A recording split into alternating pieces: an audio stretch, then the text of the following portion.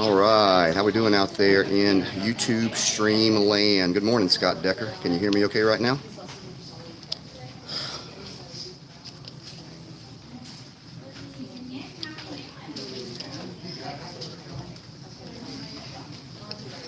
All right, excellent. Right now, it appears you are the only viewer, which is fine. That's why I said 9 o'clock, but I wouldn't start till 9:15, so give it a little bit longer and see. No one ever shows up on time for judo events, ever. Ever, ever, ever.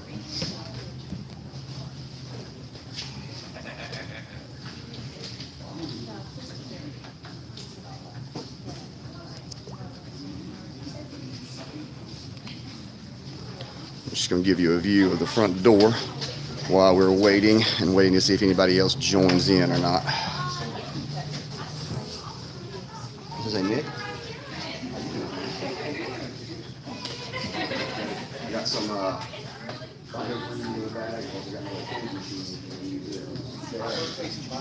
I got some in my bag. I'll get you for you just 1 second.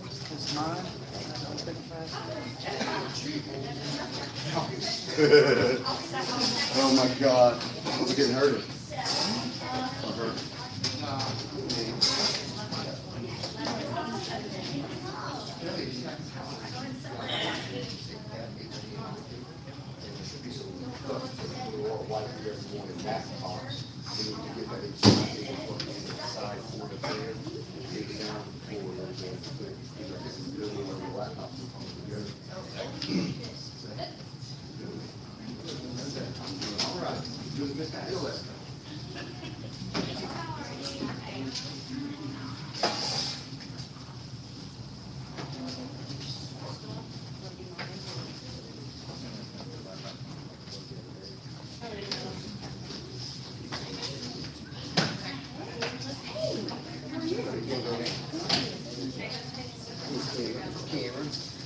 Not much in there, so I still see it.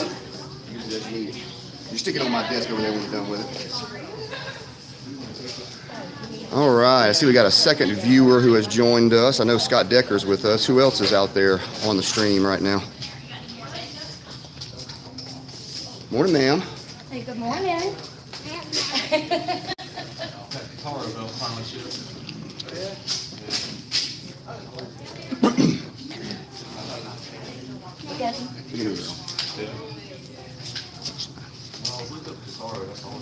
Hey, if you are out there watching this live stream, could you please type me a quick message and just tell me who you are and where you're at? I know we got Scott Decker in Arizona, who's already spoke to me.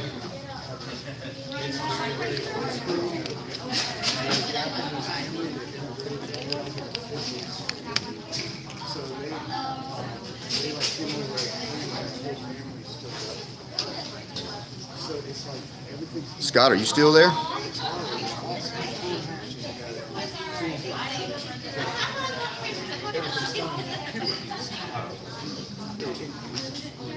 All right, good deal. So you can still hear me fine. Someone else has joined us. I see the count is at 2, but I'm not sure if they're actually listening at the moment, or maybe they stepped away from their machine, or maybe they haven't found the text message option. So that's all right.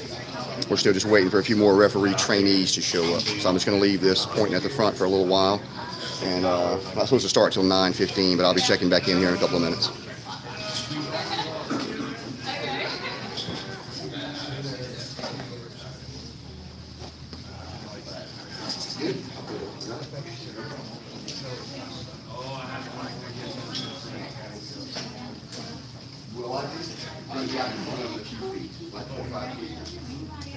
I was going to try to get a microphone sometime this week, but I just didn't have time to do it.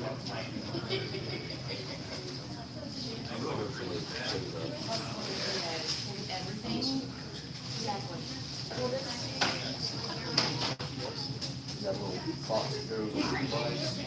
I'll be standing for it. I wanted to get like a little wireless guy and have like a little box that goes here and see where it plugs in. But there's not the time. About those 1 hours.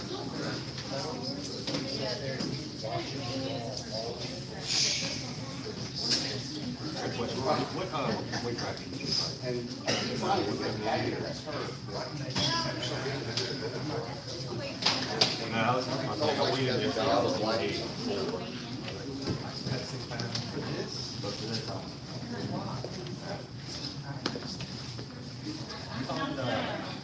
right, looks like we got 3 viewers out there in TV land or YouTube stream land. So I know we got Scott Decker in Arizona. If you can hear me and you are seeing this video stream, you should have an option to send me a text message there somewhere on your screen. If you see that, just shoot me a quick message, say hello and who you are and where you're viewing from, just so I kind of know.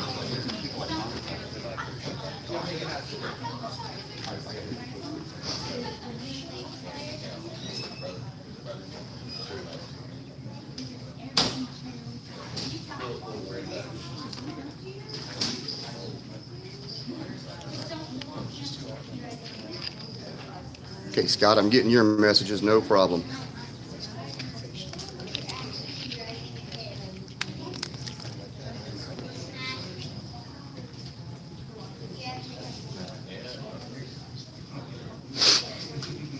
Anybody else out there that can shoot me a quick hello message on the video stream here, so I know you can hear me.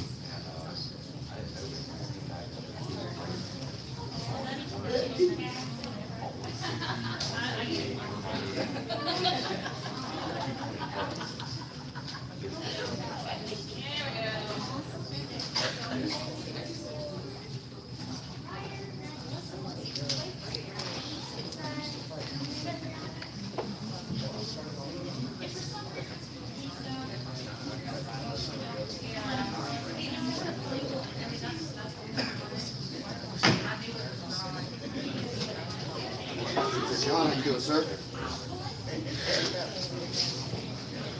All right, still not getting messages from anybody else, but it says we have 3 people watching. We're still about 10 minutes away. Okay, here we go.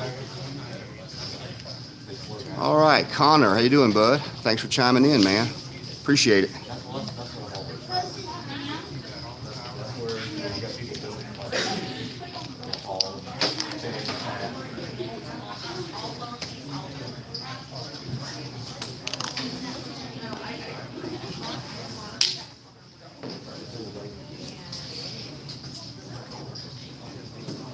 So if you're out there watching the stream, just bear with us. We have about 10 more minutes before we start. We're still waiting on a few more people to show up here as well to take part in the review session we're going to do on the Freestyle Judo rules. You should be able to send me messages, and I'll hopefully have somebody here behind the screen that can see those and relay those questions to me. There is a little bit of a delay, so I'll try to give you guys plenty of time to type your questions in.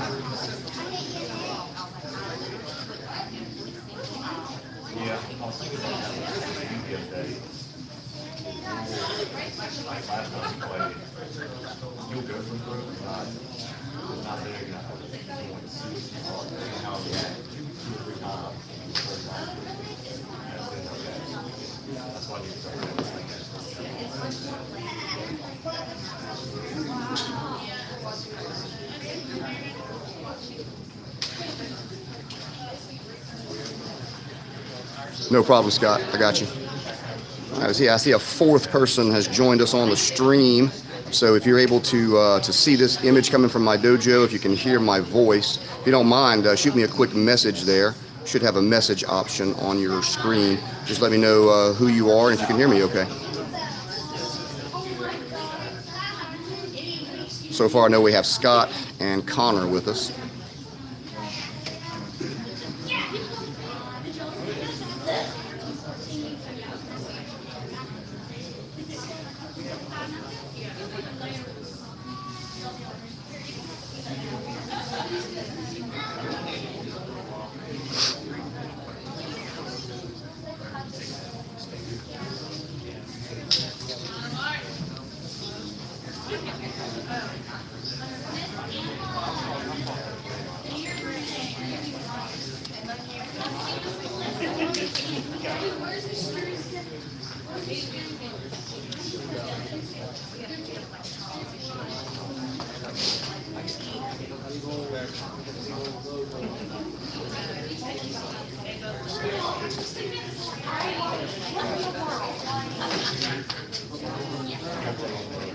We're just getting everything in place and set up here, getting our score table set up over there, getting the computer ready to go for our little monitor hanging on the wall to keep score. And my wife is over there taking entries and registrations and weigh-ins at the door. A lot of folks are starting to show up. Our tournament here is going to probably get started around 10:45 or 11. It'll just be an in-house training and development tournament. We do these about twice a year. Try to help our referees and tech officials stay ready, train new referees and tech officials. That's also good for our players. We have a tournament we're going to host coming up in October, LA Open, pretty large tournament. So this is kind of also a good dry run for that event for everybody, refs, tech officials, and players. It's a pretty small event today, but we usually average right around 50 people that'll show up for today. Mostly juniors, but we have a small crowd of adults that'll come out as well. All right, Reed, Justin, Connor, and Kurt. Awesome. Where are you guys at?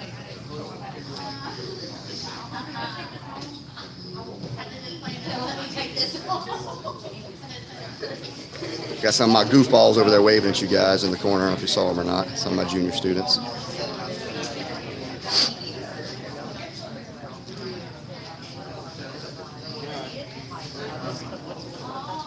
Wall-to-wall. There should be a channel called wall-to-wall guest. Passwords wall-to-wall. Those spaces all lowercase. About 9:15 when I start this. Don't mind what I'm going to do is take that tripod, I'm going to sit right here on the concrete. I want to get you to stand behind there, which you should be able to see real quick. So you want to just, I'll be out here. Keep me on the screen, and on the side over here, if someone that's watching has a question, you'll see it pop up here like a little text message. You'll have to just relay that to me. There probably won't be a lot of them, and there is a little bit of a delay between the time they hear me and are able to type back to me. But if they have questions, see, like he's talking to me right there. So, all right, Scott, you're back. Good deal. We've got a few more minutes before we get started. We're still getting everything ready over here. So bear with me, guys. I'm going to move this tripod. I hope nobody gets seasick.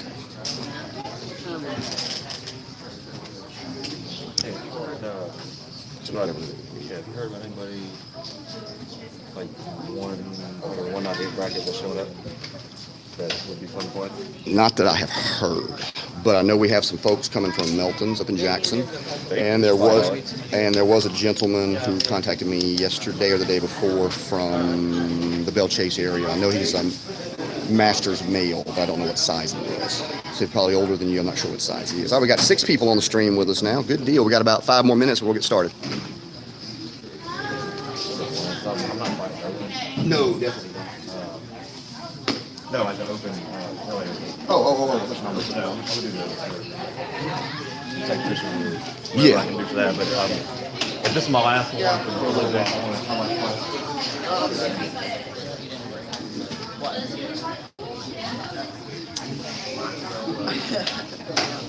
I'll tell Mom.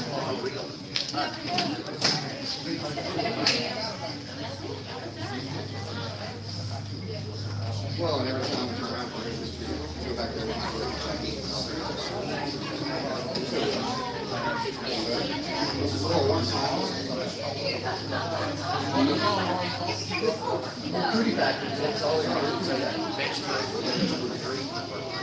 I was going to do 2 and 3.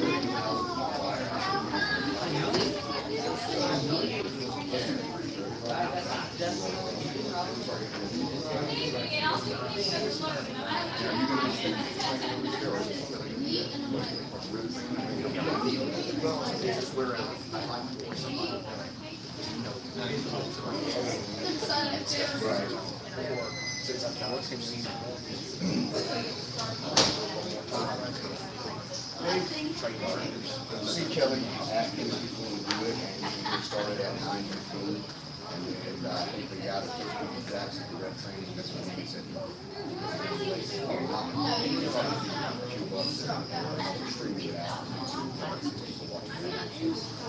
first trial run, I'm sure it's going to crash and burn. That's right, right?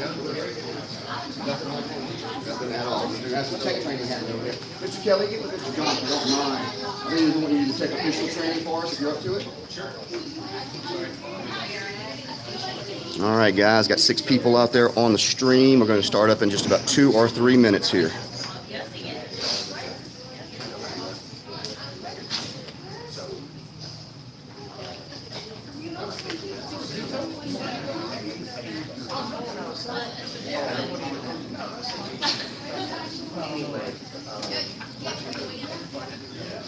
Could I get trained with doing the tech official also? What's that? Could I get trained with doing the tech official also? Sure, absolutely. Mr. Kelly's going to start it in a couple of minutes. Just get over there in that group and get ready. They'll do it. What is the training y'all running? It's just tech official? Tech official there. I'm going to review all the freestyle rules here. Okay. You know, not like an in-depth training, but like a rule overview, answer questions, things like that. So. Yeah, that's what I did.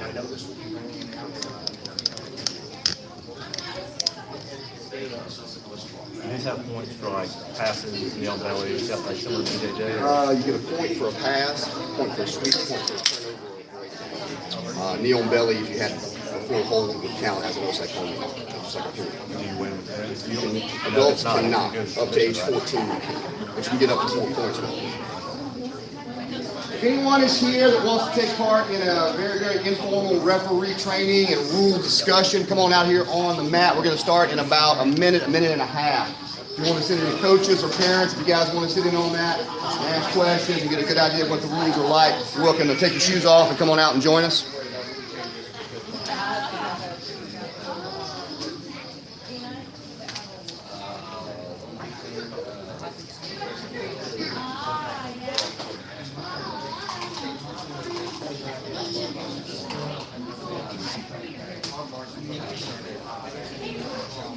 All right, once you hop behind there, and I'm going to step out in front here, see if you can actually see me or not. Tilt up, you have to unscrew the handle a little bit, turn it counterclockwise.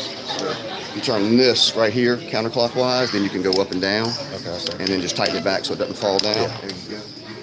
All right, can you see me okay in frame? All right, I'm going to just check and see. Scott Decker in Arizona, can you hear me at this distance from the camera?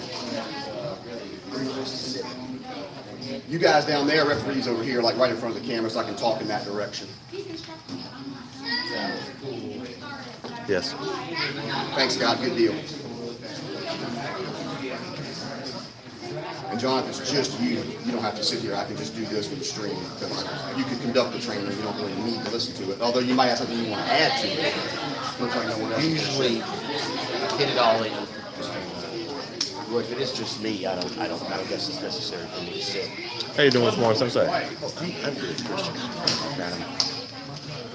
It's just me, or no one else shows, what I'll probably do, I'll just turn around, I'll just look at the camera and talk to you if you want to stand there the whole time, Christian. All right, so we're supposed to have some folks that are going to show up to take part in this. As usual, they are either late or they're not going to come, so no problem at all. What I'm going to do is switch the camera view, and I'm just going to talk to the camera, and I'll just talk to you guys out there in YouTube land, and you guys can text me any questions that you might have. I'll probably, I may draft someone to come out occasionally if I need to demonstrate something, a pin or a turnover, breakdown, something like that. We can also make that happen. So I'm going to switch the camera view here real quick. Hey, Thanks. do y'all have any more of those white AAU tournament shirts? Yes, I got a ton of them at home. I need to pick one of those up. Remind me to bring you one. Dog side, get one of my favorite shirts. All right, Scott, I'll just switch the camera view, my friend. Tell me if you can hear me and see me or not.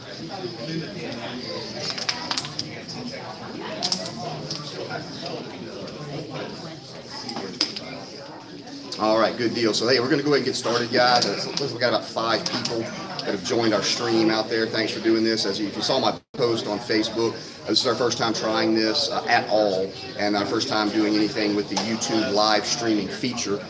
Pretty neat feature and a little bit easier to use than Facebook Live as far as to actually schedule an event. So I'm hoping it's going to work out good for us. Another advantage to this is this session, since it's on YouTube, it will also be archived. We'll have a recording of it on YouTube. So after the fact, what I'll do is I'll make that link available to anybody that wants to go and view this after the fact.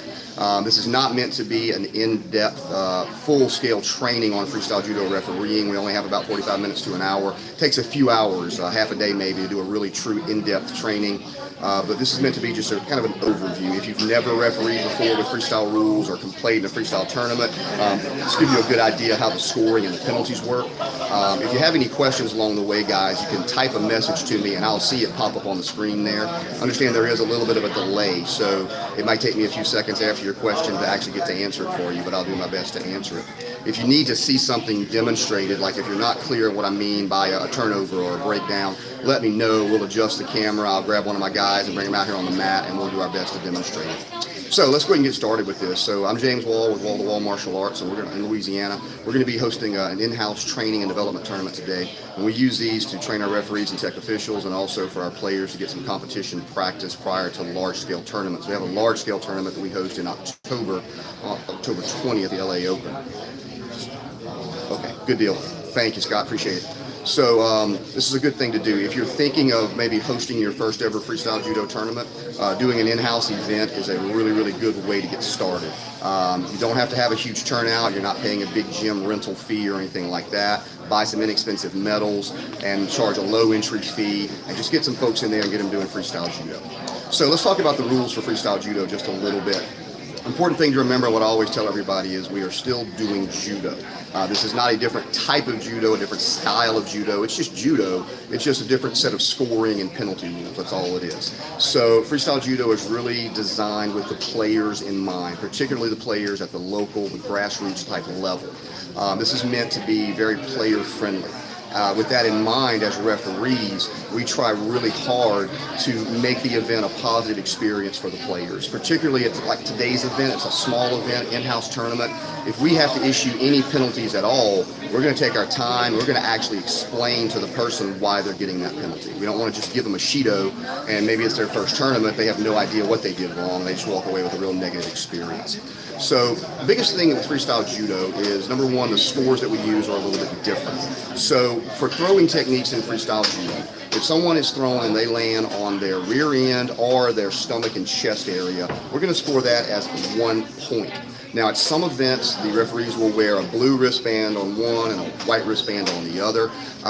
If you ever refereed in wrestling or sambo or even BJJ where they wear wristbands and you're used to that, I've refereed for over 20 years in judo, and almost all of that was IJF judo, so I'm not used to wearing wristbands. So because of that, I don't typically use the wristbands at our events. What I train my referees to do, for the sake of new referees and also for the sake of new tech officials, is whenever we give a score, we also announce the color. So I might say 1 point blue. If someone is thrown and they land on their side, we're going to score that as a 2 point throw. So we might say 2 points blue or 2 points for white. And of course, we want to make sure as referees that we check the scoreboard. We make sure that score gets hung up there or posted up there on the screen for the correct person. The more you referee, the more you'll get accustomed to do that. You'll just make your score 1 point blue, give a real quick glance, be sure they put it up, and then put your attention back on the players. Just kind of gets to be automatic, something that you do. If you have corner referees, if you're running a center and 2 corners, then that's also part of the job for your corner referees, to be sure that the right score gets put up for the right person. All right, so chest landings and rear end landings are 1 point. Landings on the side are 2 points. Now, if a person is thrown and they land on their back, but it is missing speed or force or control, or maybe they hit part of their back, maybe they roll across their back, then we're going to downgrade that. It's not going to be any palm, but instead we're going to give it 4 points. So we will say 4 points blue or 4 points for white. So basically, if it's almost an ippon, what we would used to call a wazari, then it's going to be a 4 point throw.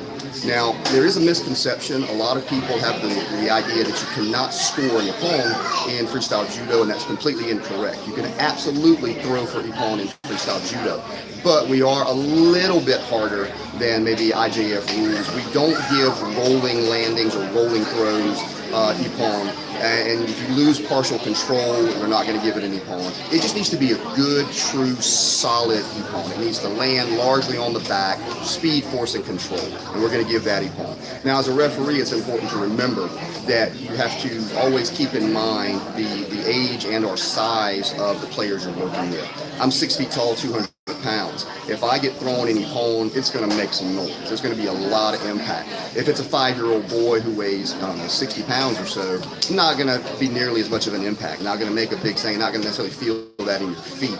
So what you have to really look for is, where was the landing? What part of his body hit? And did the thrower have speed, force, and control?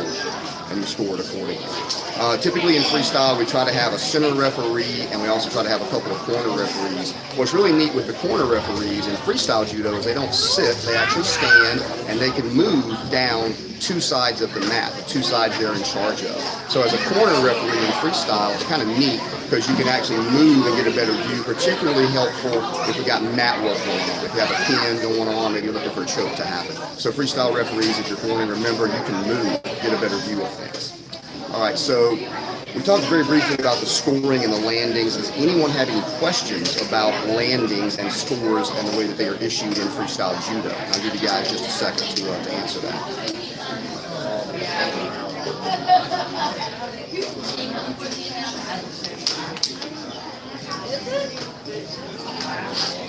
All right, we're going to move on then. So let's talk about scores on the ground. On the ground, it's judo, so we want to pin it, obviously. In freestyle judo, okay, no questions right now, good. So in freestyle judo, we use the call osai komi, just like in IJF judo. So if someone establishes a pin, the referee is going to say osai komi, and you want to point down toward those people with your hand for a couple of seconds. You want to use your hand signals because it's possible the tech officials may not necessarily always be able to hear you if it's noisy, like it's starting to get a little noisy in here right now. But if I make this hand signal to two people on the ground, then the tech officials know, okay, he just called a pin, they're going to start the osai timer. Remember, for it to be a pin, the person who is pinning must be completely free of the other person's legs. So full guard doesn't count as a pin, half guard doesn't count as a pin. I have to be completely free of your legs and pinning you down. Any of the recognizable judo pins are going to be scoreable, okay? So with pinning techniques, at 5 seconds, we give 1 point. At 10 seconds, we give 2 points. At 20 seconds, we issue 4 points. Now, for players that are 14 years old and under, you can win by pinning the opponent for 25 seconds. So 25 seconds up to age 14, that will be ippon. Match is over. However, for players over the age of 14, so 15 and up, you cannot win the match with an ippon. What you can do is obtain 4 points for a 20-second pin, and at that time, the referee will verbally instruct you. He'll call out your color. He'll say, that's 4 points for the pin, blue. Now go for your submission. And by the rules of freestyle judo, you need to try for a submission. Now, that does not mean that you need to get in a big hurry and start flying all over the place and possibly expose yourself recklessly. But the referee does want to see you try to do something.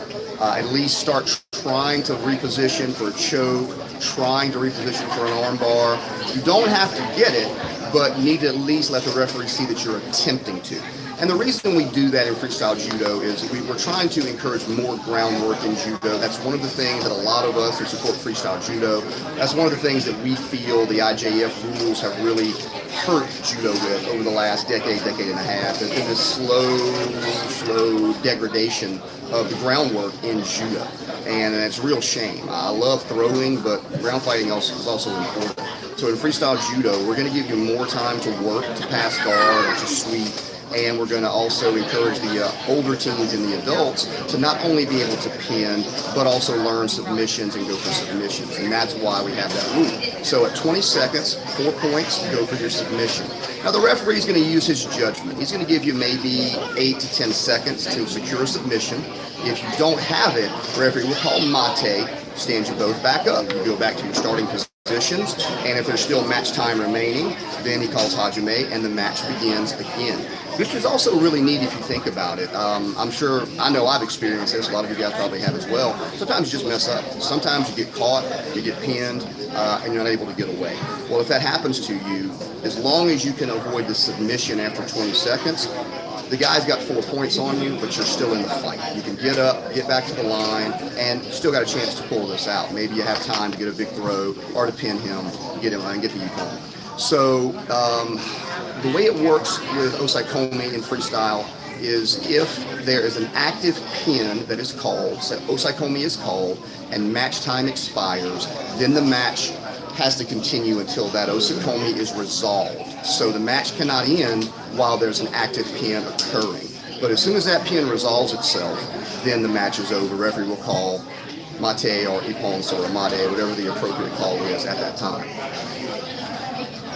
As far as submissions go, it's the same as IJF judo. We are allowed to do elbow locking techniques, and we're allowed to do choking techniques. We are not allowed to joint lock any other parts of the body. So no wrist locks, finger locks, shoulder locks, hip locks, knee locks, ankle locks, toe holds, no twisting of fingers, nothing like that. It's also important to remember we can do choking techniques, we cannot do neck cranking techniques. So as referees, one thing we look out for is the player's head and neck being pulled back sharply? Is their spine being bent sharply backwards? In cases like that, they do warrant a disqualification if we think it's even remotely on purpose. So you have to be a little careful with that. Also in freestyle judo, just like in IJF judo, we're not supposed to put our hands in the face. So you're not allowed to put your arm and face, or hand and arm in their face to turn their head or to pull it back in order to get your choking technique. It needs to be a clean choke, and we want that to be something that for safety reasons and also just for good sportsmanship. I know when I compete in BJJ tournaments, it's always really difficult for me to remember that they allow a lot more face contact, and you can have your arm all over the person's mouth and nose and basically be doing a jawbreaker, and they still just consider that as part of you attacking for the choke. It's one of the things I don't like about the BJJ rule set. Is there a lot more face contact is allowed. So we always watch out for the face contact in freestyle judo. Talk a little bit about the penalties that we issue in freestyle. So a lot of the penalties are going to be the same as what you see in IJF judo as far as gripping goes. And I don't have a gi on for it right now, but I'll try to demonstrate this. So if someone places a thumb inside the sleeve or the fingers inside the sleeve, or they take a pistol grip that covers the end of the sleeve, or a cat's paw grip that covers the end of the sleeve, those are all considered to be illegal grips. Now, they're only illegal if the person takes the grip and they are using it basically as a part of their defense, if they are grip fighting and fighting from that position. If the person is attempting a throw, if they are reaching and they grab as they're entering and their thumb happens to go in the sleeve or their fingers happen to go in the sleeve, but they're in the process of attacking, that's going to be okay. We're going to allow that to continue. What we don't want to see is someone with fingers in the sleeve and they're holding it, or they have a pistol grip and they're holding it and holding it. If you're attacking, if you're taking that grip and throwing immediately, we're going to let that go. You're going to be okay. Another thing, of course, that we look for is obvious stiff arming. If one of the opponents is blocking out his elbows and hold the other person away, that can get you a penalty. We look at the posture. If you're bending over sharply, what we call hipping out here at my school. You see this a lot of times with guys that cross-train or have trained in BJJ or wrestling. They want to take a super low stance and bend really over far in the front. And that also is not allowed in freestyle judo. We want you to be standing upright. We want you to be attacking. We want to see good active judo with a lot of throwing techniques. Now, the cool thing about freestyle judo, another thing that I really like about it, this is particularly good for kids and for novices. As referees, we are allowed to verbally kind of give some guidance. That doesn't mean we can tell you what techniques to do, but if we see you starting to perform an action that is going to cause you to have a penalty, we can give you a warning out loud without calling mate. So if I notice that White is starting to kind of stiff arm a lot, I can actually say, hey, White, you're stiff arming, you need to attack. And I can give him a few seconds to correct that. Now, if he doesn't correct it after 3, 4, 5 seconds, then I'm going to call mate, bring them back to their line, and I'm going to issue him a Shido. 4 Shidos, by the way, does equal a disqualification. Now, we just use Shido here at my school and at my tournaments. The rule book for freestyle also allows, if you want to use the Chui and Keikoku, which were much, much, much older. We used those penalty calls when I started refereeing 20 years ago. They went away a long time ago in IJF. We just use Shido for everything, except disqualification, which of course are Hansokumaki. 4 Shidos equals a disqualification. So they do add up. You don't want those to happen. So again, as I was saying earlier, the referee can give a little bit of verbal instruction. Okay, Blue, you're stalling. Blue, you're stalling. You need to get active, Blue. And if he doesn't, then mate, and we'll give a Shida. This is really, really helpful for young kids, for novice players. They're super nervous. Maybe they don't mean to stiff arm. They probably don't even realize they're stiff arming. And we can kind of give them this verbal warning, especially at little small in-house training tournaments like this. Very, very effective teaching tool. So we utilize that. It's one of the things I really like about the freestyle judo rules. Other penalties you can incur, of course, is contact with the face. We don't want to see that. Obviously, there's no hitting, no kicking, no biting, no pulling of hair, things like that. No dirty fighting days. We want to be good, clean judo. You can get a stalling penalty again for non-combativity, for not attacking. If you purposely go out of bounds, if you're backing away on purpose to avoid gripping and throwing and fighting and go out of bounds, we can give you a penalty for that. We're going to try to avoid that by verbally coaching you. Now, if you step out of bounds to avoid an attack, or it's as a part of the action that's occurring, that's fine. We understand that. We're not going to give you a penalty for that. If you refuse to take a grip, if all you're doing is constantly backing away and backing away, backing away, maybe because you're ahead on points, maybe the time has almost expired, you can get a Judo for that. Again, we will verbally warn you first. We'll say, okay, white, you need to attack. Stop backing away. So don't stop doing that in about 4 or 5 seconds. We're going to call Mate, and we're going to hit you with the Judo. So I think I've covered a lot of material so far. Let's see, does anybody out there have a question about anything? Scores, penalties, anything like that? We need to talk about sweeps and passes and turnovers briefly, but any questions about anything so far?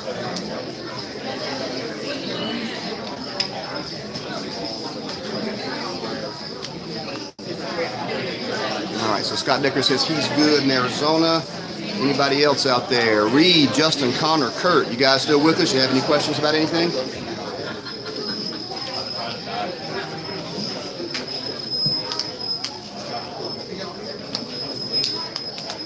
All right, we're going to keep going then. If you do have a question, guys, type it in. It'll pop up on the screen. I'll do my best to answer it. So another thing that's kind of neat about freestyle judo, particularly, again, this kind of goes back to what I said earlier about trying to encourage more ground fighting and to keep our newaza skills strong and active in judo. On the ground in freestyle judo, we not only score pins, but we also score guard passes, guard sweeps, and turnovers and or breakdowns, depending on who you talk to. We call them turnovers here. Wrestlers tend to call them breakdowns, and either one is fine. So the way this works is if someone performs a successful guard sweep, that's going to be 1 point. If someone performs a successful guard pass, that's going to be 1 point. And if someone performs a successful turnover or breakdown, that's going to be 1 point. So it kind of makes it simple from the refereeing perspective. It's a little easier than with BJJ, where you may get 2 points for a pass or 3 points for a sweep or things like that. Everything on the ground is just 1 point as far as turnover, sweeps, and breakdowns, or sweeps, passes, and breakdowns, I should say. It's just going to be 1 point. You don't get anything if you're in the full guard and you get to the half guard.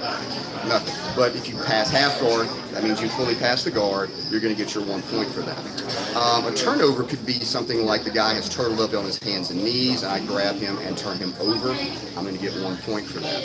Basically, the way Sensei Steve Scott always describes it is if I take my opponent from a stable position to an unstable position on the ground, then I'm going to get 1 point for that. And again, this is really good for encouraging more active neowazas. We want people working their guard sweeps. We want them working their guard passes. We want to discourage people from just turtling up. We give more time for the person on top to attack the turtle, and we also give that person a point if he successfully attacks the turtle and turns the opponent over. So even if he doesn't get the pin or submission, he can still earn a point, and that's again meant to encourage people to fight on the ground, to go for your turnovers, go for your sweeps, and go for your passes. All right, any other questions out there from anybody? We've kind of covered all of the high-level stuff, the most important points to it. Freestyle judo refereeing is no harder than IJF refereeing. Any refereeing is difficult. I can tell you that. It's a lot of work. But I do encourage you to learn to become a referee, or if you're a coach, an instructor, if you run a program, make it a part of what you do in your school, particularly as your players hit the green belt or brown belt level.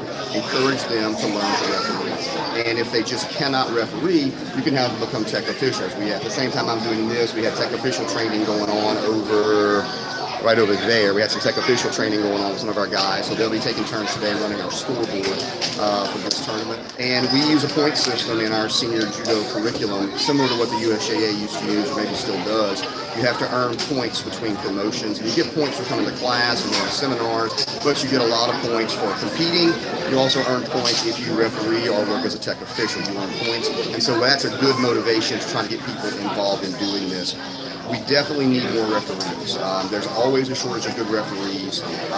Every part of the country I've ever been to, there's never enough referees. Maybe Texas or California is the exception. There's a lot of judo in those states. But everywhere else I've ever been at a tournament, either helping run one or refereeing or just competing, there's never enough referees. So I really, really encourage you guys to learn how to referee. And if you can't or don't want to, find someone in your school that has the temperament for it and has the interest, and get them trained. You know, get them to some seminars, get them to some clinics, get them to some tournaments, host in-house events like this. We're going to make mistakes today, especially our new referees who are just learning, but it's okay. It's an in-house event.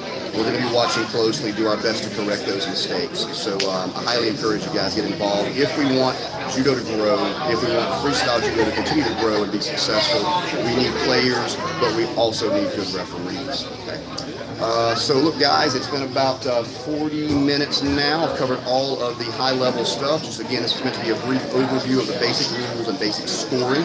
I'll just put it out there one more time. Does anybody have any questions about anything? Anything you need to know about, anything you're curious about, anything I can clarify for you? I think I did forget to mention with submissions that we start choking techniques at age 11 and we start joint locking techniques at age 15. So it's a little bit younger than IJF Judo. And again, all meant to help encourage more newaza. We want our judo players really working on their newaza as well as their shaka. All right, any other questions, guys? If not, I'm going to sign off. Let's see. All right, Scott Decker, thank you very much, sir. Appreciate it. I'm sorry we didn't have more folks show up for it, but you know how it is, man. You've hosted a few tournaments. You know how that can be with judo folks. I love them, but they're not always the most dependable people. If you tuned in to watch the stream, I really appreciate it. This was meant to be informative. It was also really kind of a test run for us. We're working on trying to use some tools like this as part of our coach education program, and so we want to be able to test this stuff and see how it's going to work. All right, guys, thanks a lot if you tuned in. I'm going to go and get this tournament ready to start. Hope you guys have a great rest of your day. What did you say?